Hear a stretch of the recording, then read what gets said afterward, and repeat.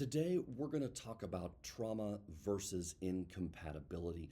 I think this is important because oftentimes I think couples conflate or get these two different responses in the relationship uh, confused.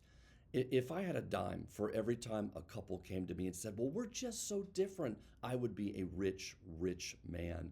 So today we're going to tease apart these two things, this compatibility versus how trauma shows up in the relationship.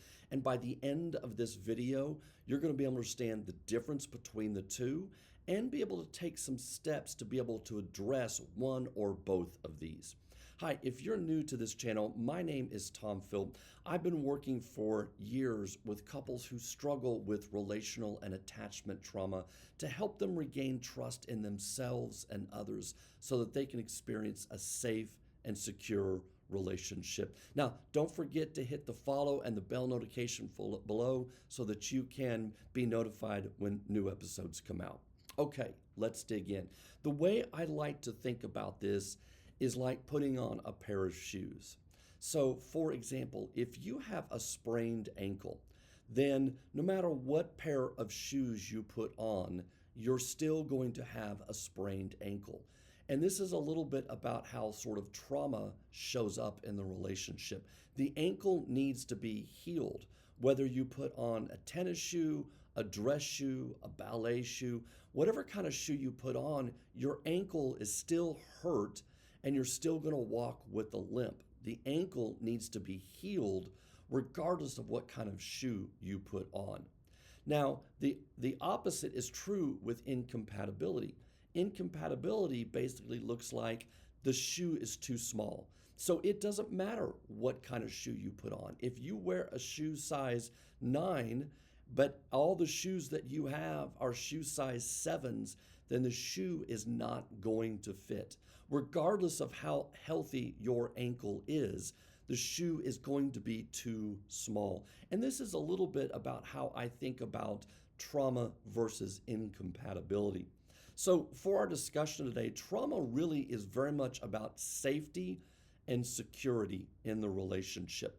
How can two people who might have past trauma, one or both, come together in a way that allows them to feel safe and secure, where their trauma is not triggered, at least not very often, and so both partners feel safe and secure with one another? That's very different than compatibility. Compatibility more is about fit. So do our values fit together? Do our feelings about the future fit together? Do our needs for emotional availability fit together? So trauma is really about safety. Compatibility's more about fit. So some of the ways that trauma might show up in the relationship, just to help you sort of identify this, you might have a really big emotional reaction to something that happens. And maybe that reaction is disproportionate to the situation. That is one of those moments where that might be more of your trauma than it might be about incompatibility. And so if you see that you have a big emotional reaction, then oftentimes that can be your trauma sort of creating another layer on top of whatever it was that got you triggered in the first place. And that's usually a pretty good sign. Now, oftentimes you can't really recognize that until after you sort of calm down, get back in the window of tolerance where you're grounded, clear, and more connected. Then you can look back and go, oh, okay, I could see how maybe that response was disproportionate to the situation. Conversely speaking, if we talk about sort of disassociating, going cold, noticing that you disconnect from your emotions which is disproportionate to the situation, that's a whole nother way of showing up that is not actually showing up. It's not being rooted in your body. It's not being able to get in touch with your feelings and being able to recognize proportionately, appropriately in that moment, how to use your feelings to respond. So you just sort of disconnect from them. So the way we handle our emotions definitely is a way that trauma might show up. And very closely related to that is of course, our attachment styles, which are our protective strategies. Our protective strategies are our anxious, avoidant, or disorganized type strategies. Those in and of themselves are a way that we move into our protection. They are a trigger for feeling unsafe, emotionally unsafe in the relationship. And so if you begin to notice that you're shutting down more of your attachment avoidance style, or you're starting getting flooded with anxiety, the more anxious attachment style, or it feels like your partner is just smothering you in that moment, but also you don't want them to go away. And so you're anxious and yet you feel smothered and you have no real clear strategy. Come here, I need you. Go away, you're smothering me. Oftentimes that can be sort of the disorganized style showing up. So one way trauma shows up in our relationships is through our emotions and our attachment strategies that come online in those moments that seek to protect us because our nervous system says, I know how to help you in these moments. And so those come online. So if you begin to notice that, then those are more trauma reactions to what's happening inside of you. But that's very different than, say, compatibility. Compatibility is much more about fit, as I said. No matter what shoe you put on, the shoe's just too small or the shoe's way too big for your foot. You've got a healthy ankle. You can walk just fine. That doesn't need healing. But no matter what shoe you try, it just doesn't fit your foot right. And that's very much around values and goals and what we need emotionally from our partner.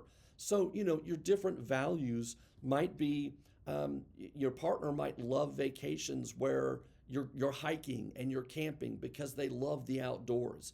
Whereas your whole idea of a vacation is 5-star hotels, 5-star restaurants, reading a book on the beach all day. That's a vacation. And both are fine. But if there's not this ability to be flexible with you and your partner, then that can feel incompatible. Another way of values might show up is values on how we parent our children. Oftentimes we parent sort of unconsciously the way we were parented. Unless we had a really traumatic childhood, then sometimes we can go the opposite way because we certainly don't want to repeat that.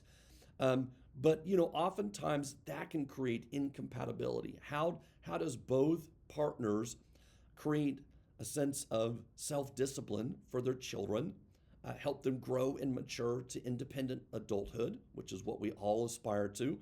And what does that look like on a day-to-day basis? And for one partner, that may mean coming down pretty hard on them.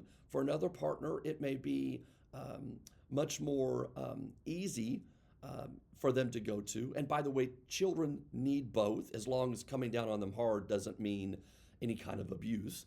But children need to have that flexibility. That's how they learn to adapt to different people in the world, because they've had to learn how to adapt to both parents. And what mom might be able to get away with something a little bit easier, dad's a little more stern, or vice versa. It could easily go both ways. But those can create conflicts because of the way we want to parent. And let me say a caveat here is that oftentimes our trauma can inform our parenting style as well. So I'm not saying our partner can't trigger our trauma in the way they parent, but when we're talking about actual parenting styles, that can feel like it doesn't fit, like it's incompatible. And then finally, incompatibility can simply show up as emotional unavailability. We might need a lot of emotional connection from our partner, but they might not need a whole lot. And they might tend to downplay that, especially this is where attachment styles can come in more. If you're more anxious style of attachment, you love to talk about your feelings. You love to feel connected to your partner. If you're more avoidant style, sometimes that can feel suffocating because you just simply value your independence and your autonomy. So we can have fundamental differences in what is that level of closeness and connection versus also any sort of space that we might need and a role for autonomy. Some of the ways that we can tell the difference between trauma versus incompatibility. First of all, if you are able to be calm and talk through things. Your trauma doesn't get triggered. You don't have these big responses, emotional responses that are disproportionate. You're not shutting down or having to move away from your partner. If you guys can remain relatively calm and talk through things, then that's probably not trauma showing up in your relationship. Because what persists is this you get to you bump up against your partner's values is what happens. And so when that happens, the problem still persists even though we can calmly talk to it through it. So that would be one of the ways to tell the difference. If your partner can take accountability for cycles, if you guys can have repairs for ruptures you have in your relationship, get back to a place of connection where it feels safe and secure again, then that's not trauma. Because if the incompatibilities persist, then that's a fit problem. That's a problem much more around fit. And so just trying to think through a little bit, okay, is this an incompatibility problem or is this more of a trauma resolution problem? It's good to be able to tease those apart and notice the difference. I will say this in closing. It's really important, I think, to be able to work on the trauma piece first, because we want to make sure that we're not adding a whole nother layer through a trauma reaction or triggers that happen or cycles that can happen in the relationship, and thinking it's a compatibility problem. So the first thing is to make sure we know how to de-escalate our cycles, make sure that we do the work we need to internally to help heal some of our trauma so that we don't have these disproportionate reactions emotionally to our partner. Because once we do that, if the problems still persist, if we still run into these areas of disagreement, and different perspectives on things, just in how we would generally handle stuff, then that's more of a fit. But you're in a better place to be able to talk through that if you work through your trauma reactions first and then try to address the incompatibility. Thank you so much for watching. My name is Tom Phil, and I'm here to remind you to stay grounded, clear, and connected.